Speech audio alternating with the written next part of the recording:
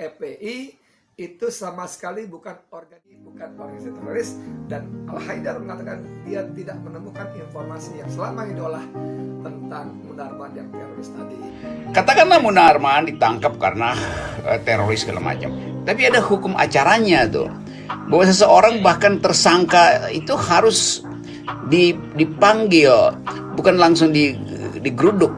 Dan sampai sekarang nggak ada keterangan resmi apa sebetulnya kasus beli dari Saudara Munarman tuh. Ada upaya-upaya penggiringan opini bahwa dia khususnya Habib Rizik juga dan FPI juga sebagai orang atau organisasi teroris. Tapi kalau soal Munarman tidak ada, makanya saya heran kalau Munarman dituduh teroris. Jadi dari awal ide ke-Indonesiaan udah buyar.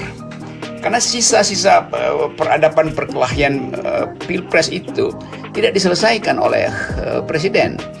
Dengan kata lain dibiarkan sebetulnya tuh. Karena ini adalah act of omission, pembiaran yang dilakukan negara terhadap mereka yang ingin merusak persahabatan warga negara. Sejak peristiwa pembunuhan 6 pengawal Habib Rizik di kilometer 50 Jakarta Cikampek Jalan Tol itu, memang ada upaya-upaya yang apa ya, kalau istilah Munarman itu ada upaya-upaya yang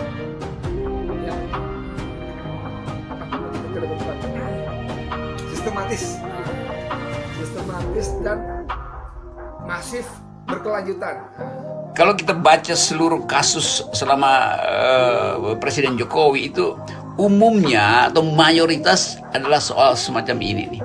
Sekedar memuaskan ego dari buzzer, sekedar melayani kepentingan dari plutokrat, maka diperlihatkan bahwa rejim ketat di dalam pengendalian opini publik, rejim ketat di dalam urusan terorisme, rejim ketat di dalam urusan macam-macam gitu. Padahal sebetulnya di belakang itu yang terjadi adalah persekongkolan yang dasarnya bukan untuk menegakkan hukum, tapi untuk memuaskan mereka yang memesan penghukuman. Kan itu yang jadinya.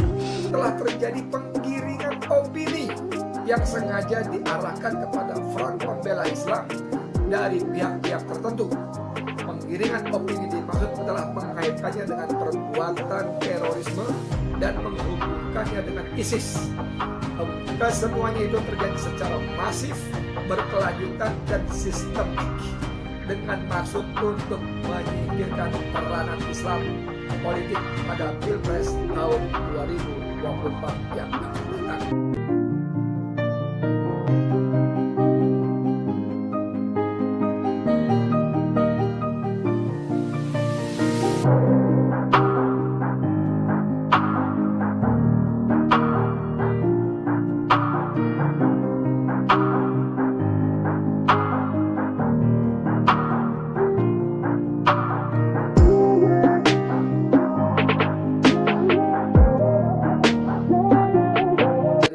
Ini saja bisa langsung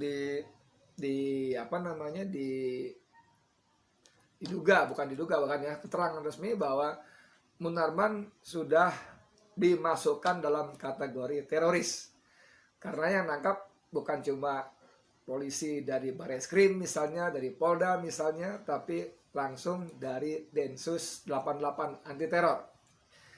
Tentu saja mau disebut mengejutkan, tapi disebut tidak juga tidak terlalu mengejutkan. Karena kita tahu bahwa sejak peristiwa pembunuhan 6 pengawal Habib Rizik di kilometer 50 Jakarta Cikampek Jalan Tol itu, memang ada upaya-upaya yang kalau istilah Munarman itu ada upaya-upaya yang menyebutnya lebih tepat sistematis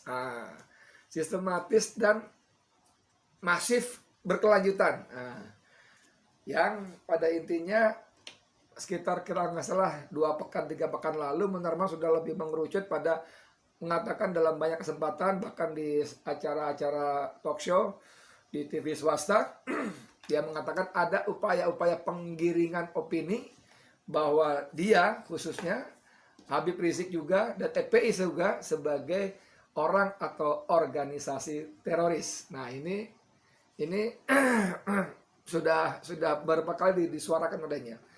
Cuman walaupun tadi dikatakan bahwa tidak terlalu mengejutkan karena itu sudah diduga sebelumnya, tapi buat saya pribadi cukup mengejutkan juga tetap, karena saya tidak menyangka juga pada akhirnya kekhawatiran atau prediksi Munarman itu dan mungkin banyak pihak juga akan menjadi kenyataan. Kenapa? Karena mantan kepala BAIS Sulaiman B. Ponto sendiri mengatakan bahwa dia 15 tahun lebih di dunia intelijen, dia pelajari dan seterusnya sebagainya, dia simpulkan bahwa FPI itu sama sekali bukan organisasi teroris. Ini yang ngomong mantan kepala BAIS, Badan Intelijen Strategis, lembaga negara yang khusus didesain, dibentuk untuk bekerja di aspek-aspek intelijen. Jadi kalau yang ngomong Edi Mulyadi, ya alah sok tahu lu nggak ngerti apa-apa gitu ya, itu normal, ngaco gitu Edi. Tapi kalau yang ngomong BAIS bahkan mantan kepalanya Sulaiman B. Ponto, maka harusnya menjadi pertimbangan khusus buat aparat. Buat saya yang publik secara umum saja, saya ya walaupun mohon maaf ya, informasi intelijen itu kan sebetulnya kan bukan untuk konsumsi publik gitu ya.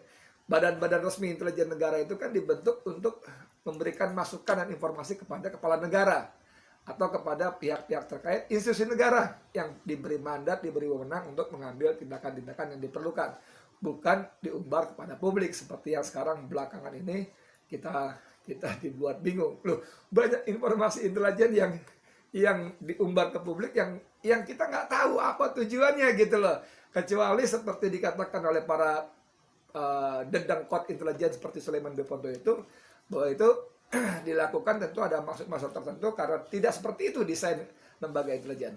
Kembali ke soal Munarman tadi, ya saya lumayan terkejut, walaupun tetap saja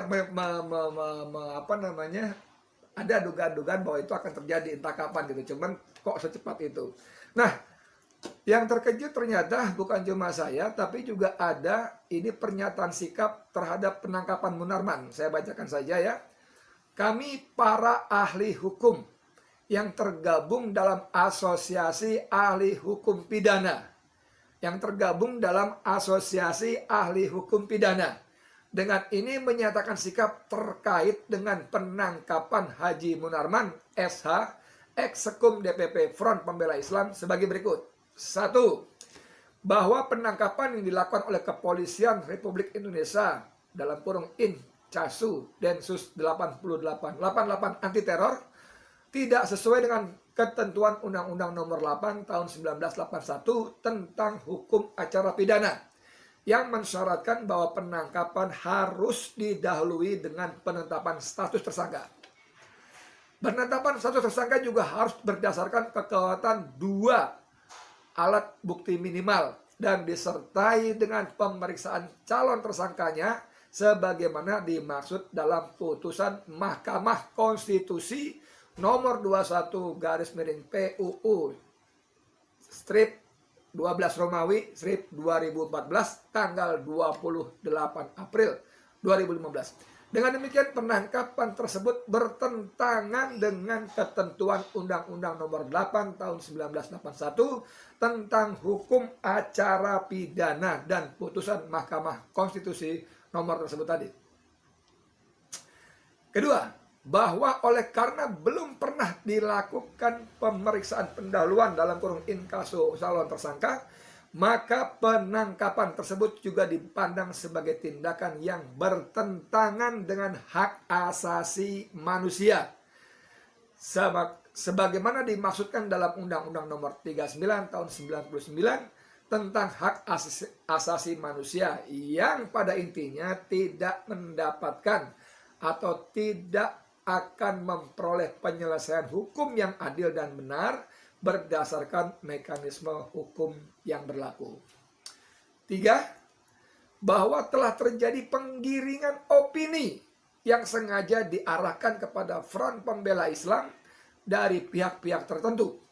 Penggiringan opini dimaksud adalah mengaitkannya dengan perbuatan. Buka lagi tadi, ada meme lucu, kirain mau pada dengan gagah ke Papua, ke Petamburan lagi gitu ya.